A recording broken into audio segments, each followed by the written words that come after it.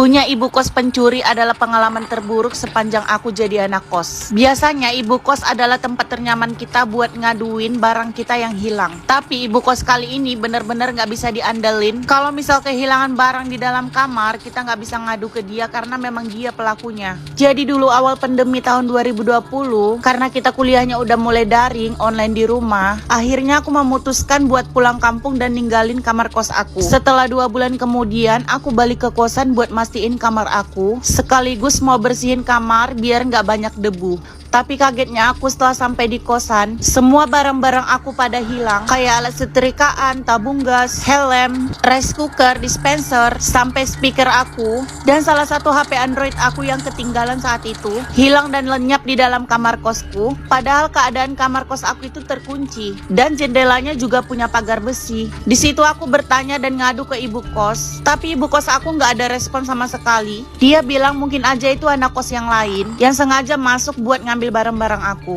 Terus aku bilang ke ibu kosnya nggak mungkin anak lain karena itu benar-benar dikunci dan pas aku datang itu masih dikunci. Aku minta pertanggungjawaban ke ibu kos dan dia bilang nggak bisa tanggung jawab karena setiap kehilangan barang itu ditanggung masing-masing. Aku bilang ke dia kalau misalnya aku yang lalai, entah aku lupa ngunci, baru bisa dibilang tanggung jawab aku. Kalau misalnya udah aku kunci rapet-rapet, tiba-tiba barang hilang dalam keadaan kamar masih terkunci, itu kan perlu dipertanyakan. Dan dia selaku ibu kos seharusnya kan bertanggung jawab atas keamanan di dalam kamar kosnya. Nah, nggak sampai di situ, akhirnya aku nanya ke anak kosan yang lain, tapi ternyata dia udah pindah dari kosan itu dan aku hubungi dia lewat telepon. Dia bilang mengalami hal yang sama kayak aku. Semua barang-barangnya juga hilang saat ditinggal pulang kampung. Dia bilang curiga kalau si ibu kos itu yang masuk ke dalam kamar kita, karena kemungkinan dia pasti punya kunci serap atau kunci cadangan gitu buat masuk ke kamar kos. Yang akhirnya aku nanya lagi ke ibu kos. Di situ dia benar-benar marah dan bilang kalau aku nuduh dia. Oh ya, ibu kos aku ini kan punya warung gitu. Jadi pas aku datang ke warung dia, aku ngeliat dispenser aku dan aku kenal betul dispenser aku itu ada bekas spidolnya.